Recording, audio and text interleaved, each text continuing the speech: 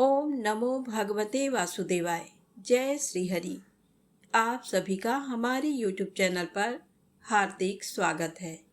प्रिय भक्तजनों, आज हम आपको सुना रहे हैं बड़ी ही रोचक, बड़ी ही पावन पौराणिक कथा। आइए सुने भगवान श्री विट्ठल जी की बड़ी ही अद्भुत कहानी। इस कहानी को श्रद्धा भाव से पूरा अवश्य सुनिएगा। पंढरपुर में एक ब्राह्मण थे। उनका नाम भक्त पुंडरीक था। वे शास्त्रों के मर्मज्ञ विद्वान थे। वे अपने वृद्ध माता पिता की अकेली संतान थे। पुंडरीक जी अपनी पत्नी से बहुत प्रेम किया करते थे और पत्नी जैसा कहती थी वैसा ही किया करते थे। उनकी पत्नी एक स्वार्थी स्वभाव की महिला थी। वह अपने सास ससुर के साथ ना तो उचित व्यवहार करती और ना ही उनकी उचित देखभाल किया करती थी। पुंडरीक जी ये सब जानते थे, परंतु वे अपनी पत्नी को नाराज नहीं करना चाहते थे, इसलिए उससे कुछ नहीं कहते थे। एक बार पुंडरीक जी के माता पिता ने गंगा स्नान की इच्छा व्यक्त की। वे बोले, बेटा, हम वृद्ध हो गए हैं, परंतु हमने अभी तक गंगा जी का दर्शन नहीं किया, इसलिए हमें जीवन में एक बार तो गंगा स्नान कराने ले चलो। तब पुंडरीक जी ने पूछा, गंगा स्नान के लिए कहाँ जाना चाहते हैं? माता पिता बोले, हमें काशी ले चलो। काशी में गंगा स्नान भी हो जाएगा और भगवान विश्वनाथ के दर्शन भी हो जाएंगे। वापसी में काशी से प्रयागराज आ जाएंगे। वहां पर त्रिवेणी संगम में स्नान करके अपने घर लौट आएंगे। पुंडरीक जी ने सोचा, माता पिता वृद्ध हैं, अब ये कह रहे हैं तो इनकी बात मान लेते हैं। पुंडरीक जी ने हामी भर दी। जब पुंडरीक जी की पत्नी को पता चला कि वे माता पिता के साथ गंगा स्नान के लिए जा रहे हैं, तो वह बहुत नाराज हो गई। वह पुंडरीक जी से बोली, अपने माता पिता को गंगा स्नान के लिए ले जाने से पहले मुझसे क्यों नहीं पूछा? मैं भी आपके साथ चलूंगी। तब पुंडरीक जी बोले, चलो, ये तो बहुत अच्छी बात है। हमें भी तुम्हारा वियोग नहीं सताएगा और मार्ग में बड़े आनंद से चलेंगे। पत्नी बोली, मैं बहुत सुकुमारी हूँ, इतनी लंबी यात्रा कैसे करूंगी? मेरे पैरों में तो छाले पड़ जाएंगे। तब पुंडरीक जी बोले, फिर तुम कैसे चलोगी? पत्नी बोली, मैं तो आपके कंधे पर चढ़कर चलूंगी। पुंडरीक जी बोले, कोई बात नहीं, मार्ग में थोड़ा सा चल लेना, जब थक जाओ तो हम तुम्हें अपने कंधे पर बिठा लेंगे। अब उन सभी ने मिलकर यात्रा शुरू की।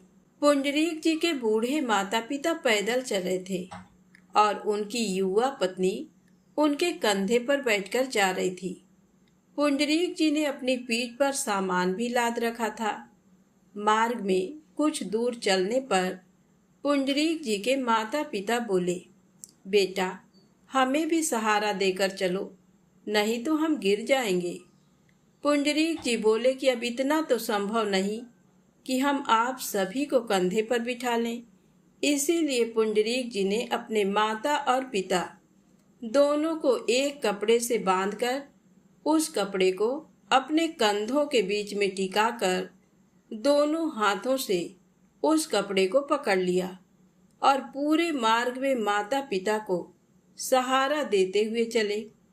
भक्त पुंडरीक जी की ऐसी छवि आज भी पंढरपुर के मंदिर में लगी हुई है, जिसमें उनके कंधे पर उनकी पत्नी बैठी हुई हैं, उनकी पीठ पर सामान लदा है और वे दोनों हाथों से अपने माता पिता को कपड़े से बांधकर सहारा देते हुए चले जा रहे हैं।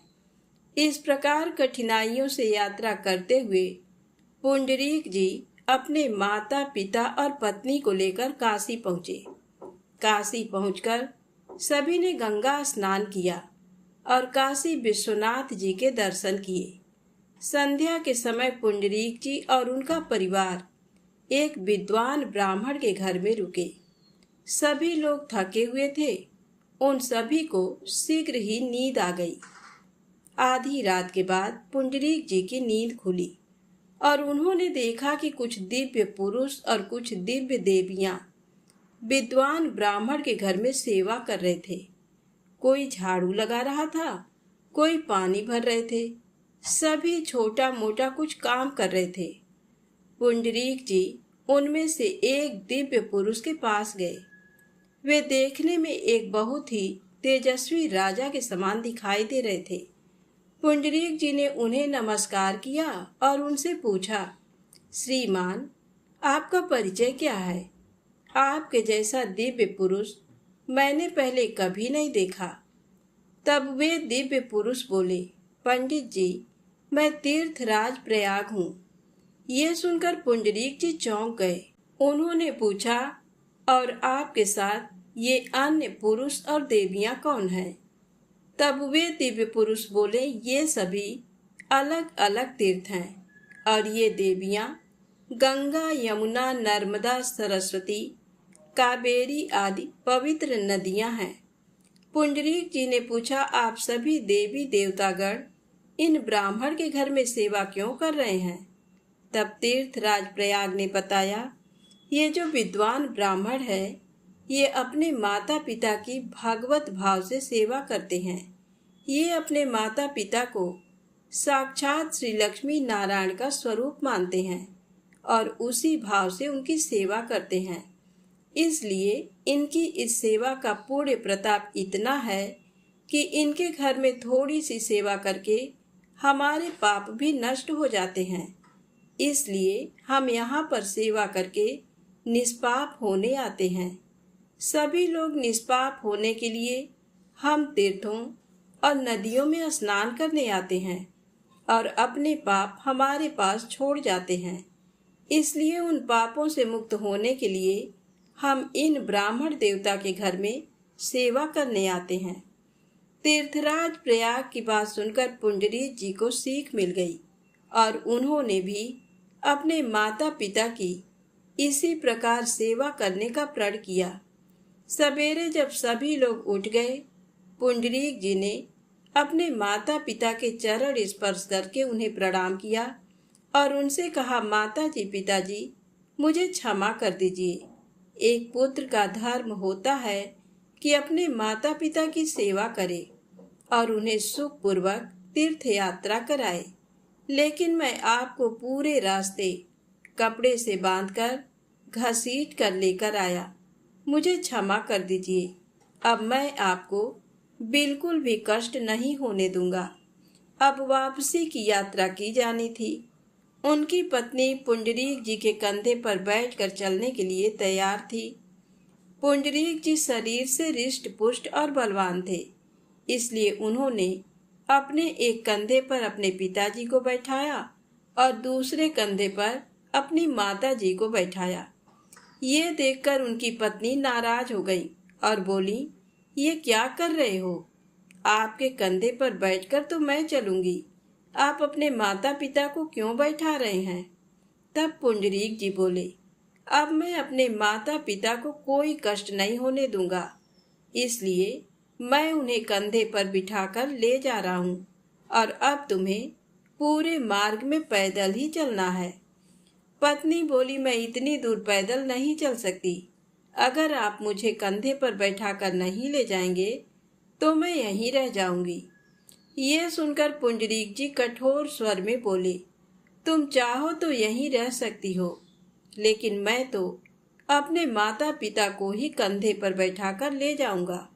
ये सुनकर पत्नी समझ गई कि अब पुंडरीक जी ने अपने माता पिता की सेवा करने का निश्चय कर लिया है, इसलिए अब वह उसकी एक नहीं सुनने वाले। इसलिए पत्नी उनके साथ पैदल चलने को तैयार हो गई।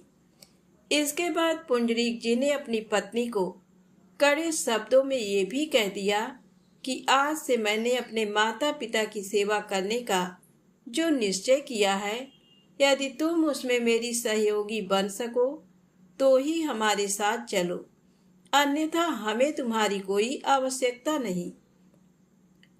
तुम यहीं रह सकती हो और हम अकेले ही हमारे माता पिता की सेवा कर लेंगे। क्योंकि आज से हमने अपना बचा हुआ जीवन अपने माता पिता की सेवा में समर्पित करने का निश्चय कर लिया है। यह सुनकर उनकी पत्नी की अकल ठिकाने आ गई और उसने पुंडरीक जी का हर काम में साथ देने का वचन दिया।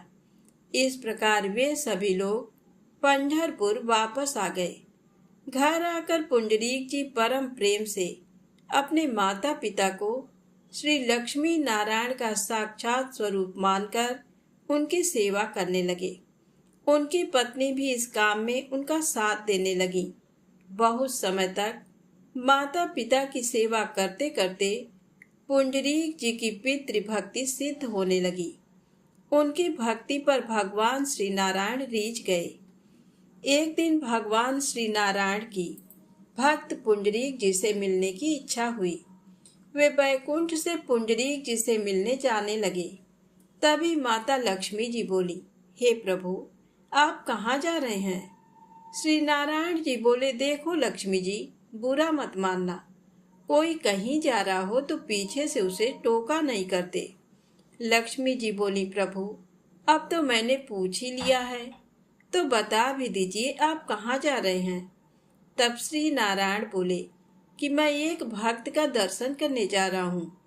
यह सुनकर लक्ष्मी जी चौंक गई और बोली, सभी ऋषिगण, इंद्र आदि देवता, ब्रह्मा और भगवान शिव भी आपका दर्शन करना चाहते हैं, लेकिन ये ऐसा कौन सा भक्त है जिसके दर्शन आप करना चाहते हैं? तब श्री नारायण बोले, हमारा एक विचित्र भक्त है।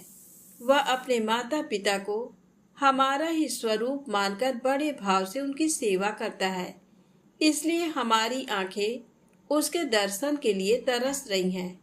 लक्ष्मी जी बोली, अगर ऐसी बात है तो मैं भी आपके उस भक्त का दर्शन करने आपके साथ चलूंगी। श्री नारायण बोले, देवी, हमारे भक्त बहुत विचित्र होते हैं। उनको पहचानना आसान काम नहीं। उनका व्यवहार भी बहुत विचित्र होता है। अगर आपको वहाँ उचित सम्मान नहीं मिला तो आप नाराज हो जाएंगी। लक्ष्मी जी बोली, प्रभु, आप भी कैसी बात करते हैं? जिनका दर्शन करने आप जा रहे हैं उनसे मैं सम्मान लेने जाऊंगी? मैं तो उनका दर्शन करने चल रही हूँ। श्री लक्ष्मी जी और श्री नारायण दोनों पंढरपुर में पुंडरीक जी के घर पधारे। उस समय पुंडरीक जी अपने माता पिता को भोजन कराकर शयन करवा चुके थे और उन दोनों के प्रेम से पैर दबा रहे थे।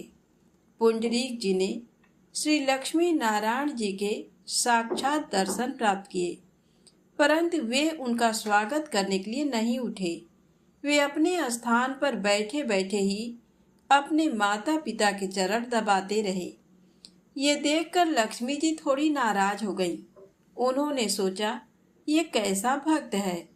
साक्षात भगवान श्री नारायण इसे दर्शन देने आए हैं, लेकिन ये अपने स्थान से उठा भी नहीं।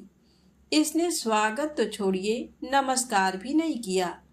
अपने घर आए साधारण अतिथि को भी लोग बड़े सम्मान से बिठाते हैं, परंतु इसके यहाँ स्वयं श्री नारायण पधारे हैं और इसने प्रभु को आसन तक नहीं दिया।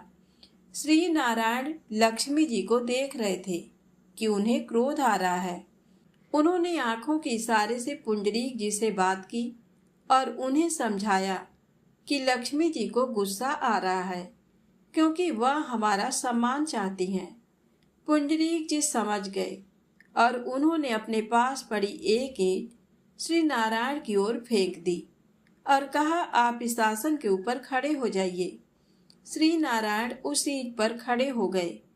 कुछ देर बाद जब पुंडरीक जी के माता पिता को नींद आ गई, तब वे उठे और उन्होंने भगवान श्री लक्ष्मी नारायण को साष्टांग प्रणाम किया। तब भगवान बोले, भक्त जी, हमारा उचित सम्मान ना होने के कारण देवी लक्ष्मी आपसे कुछ नाराज हैं। इनके मन में कुछ दुविधा है, इसलिए आप इनकी शंका का निवारण कीजिए कि आपने हमारा सम्मान क्यों नहीं किया। तब भगवान बोले, भक्त जी, हमारा उचित सम्मान ना होने के कारण देवी लक्ष्मी आपसे कुछ नाराज हैं। इनके मन में कुछ दुविधा है, इसलिए आप इनकी शंका का निवारण कीजिए कि आपने हमारा सम्मान क्यों नहीं किया। तब पुंडरीक जी बोले, प्रभु आप बुरा ना मानिएगा, हमने तो आपको बुलाया नहीं, तो आप ये बताइए कि आप यहाँ पर क्यों आए हैं। तब भगवान श्री नारायण बोले, तुम्हारी जो अपने माता पिता के प्रति भक्ति है, उस भक्ति से रीझकर हम तुम्हारे पास आए हैं। तब पुंडरीक जी ने हाथ जोड़कर कहा, प्रभु जिन माता पिता की सेवा के फलस्वरूप आप श्री लक्ष्मी नारायण स्वयं चलकर मेरे घर पधारे हैं, यदि मैं उन माता पिता की सेवा छोड़कर आपका सम्मान करने आता तो आप उसी समय अंतर ध्यान हो जाते।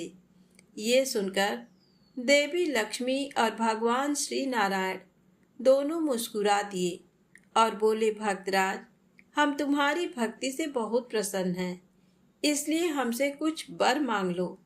तब पुंडरीक जी बोले, आप माता पिता की सेवा करने वालों पर कितने प्रसन्न रहते हैं, ये बताने के लिए जिस प्रकार आपने मुझे दर्शन दिए हैं, उसी प्रकार इसी स्वरूप में आप सभी प्राणियों को दर्शन दीजिए, और जब मेरे माता पिता सोकर जग जाएं, तो उन्हें भी आप अपने इस मंगलमय स्वरूप का दर्शन देने की कृपा करें।